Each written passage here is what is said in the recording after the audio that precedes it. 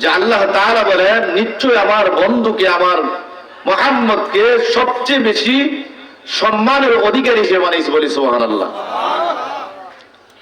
তাহলে পৃথিবীর মধ্যে যত মানুষ আগমন করেছেন সমস্ত মানুষ সহিতে একটাই প্রমাণ করেন যে আমাদের নবী সবচেয়ে দামি এবং সবচেয়ে সম্মানিত। আল্লাহ নবী সাল্লাল্লাহু আলাইহি সাল্লাম বলেন, মান আহাব্বা সুন্নতি ফাকাদ আহাব্বানি ওয়া মান আহাব্বানি কানা মাই ফিল জান্নাহ।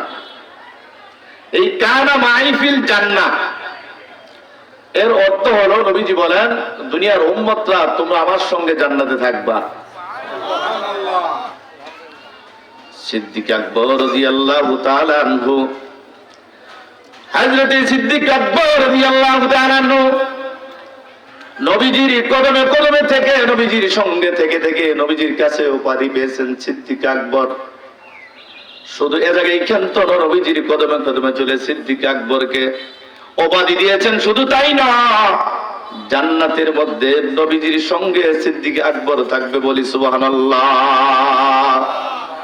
মুসলমান ভাইরে আমার, এইভাবে সিদ্দিক আকবর নয়, শুধু হযরত ওমর রাদিয়াল্লাহু তাআলা কে পয়গম্বর উপাধি দিয়েছেন, ওমর ফারুক হাবিবি উপাধি দিয়েছেন। জান্নাতের মধ্যে ওমর আল্লাহর পয়গম্বরের সঙ্গে থাকবে। আজ থেকে প্রায় 1500-15.5 বছর পূর্বের কথা বাবা। আল্লাহর নবীজির সঙ্গে কদমের সঙ্গে চলার কারণে, ভালোবাসা থাকার কারণে, মহব্বত থাকার কারণে পয়গম্বরের সঙ্গে যদি তাদের জান্নাত হয়ে যায়, হযরত উসমান জুন্নুরাইনকে আল্লাহর নবীজি 2 নূরের অধিকারী উপাধি দিয়েছিলেন। বন্ধু, উসমান পয়গম্বরের সঙ্গে জান্নাতে থাকবে। হযরত আলী রাদিয়াল্লাহু তাআলা আনহুকে, হযরত আলী রাদিয়াল্লাহু তাআলা আনহুকে আসাদুল্লাহিল গালিব উপাধি দিয়েছিলেন। আলীও জান্নাতে থাকবে আল্লাহর নবীজির সঙ্গে। পরে মুসলমান, হযরত আলীর বাড়ি মক্কা মদিনায়, আবু বকরের বাড়ি মক্কা মদিনায়, উমরের বাড়ি মক্কা মদিনায়, উসমান জিন্নুরাইনের বাড়ি মক্কা মদিনায়। পরে দুনিয়ার মুসলমান ভালো করে শোনো, তোমার বাড়ি কিন্তু মক্কাই না, আমার বাড়ি কিন্তু মক্কাই না বাবা। আমার সঙ্গে পয়গম্বরের সঙ্গে দেখা হয় নাই, তোমার সাথেও দেখা হয় নাই, কিন্তু আমার নবী কয় দুনিয়ার উম্মত হতে পারে আবু বকরের সঙ্গে দেখা হয়েছে, ওমরের সঙ্গে দেখা হয়েছে, আলীর সঙ্গে দেখা হয়েছে, উসমানের সঙ্গে দেখা হয়েছে। ওরে উম্মত 1500 নয় 1600 বছর আগের কথা। তবে আমি পয়গম্বর ভুলি নাই, বলবো না। আমি কথা দিলাম কানা মাই ফিল জান্নাহ। আল্লাহু আকবার বলেন। নবীজি বলেন তাদের সঙ্গে আমার দেখা হয়েছে, তারা আমার সঙ্গে জান্নাতে থাকবে। এ জায়গায় কিন্তু আমি বলি নাই, বলবো না। আমার উম্মতের সঙ্গ আমি মুহাম্মদ কথা দিলাম জান্নাতে থাকবো। আল্লাহু আকবার বলেন। লানা শামসুন ওয়ালিল আফাকা শামসুন ওয়া শামসি আফজুলু শামসান সামাই ফাইন্না শামসা তাতলাউ বা'দা ফাজরিন ওয়া শামসি তাতলাউ বা'দাল ইশাই। জোরে জোরে বলা যাবে কি আল্লাহু আকবার।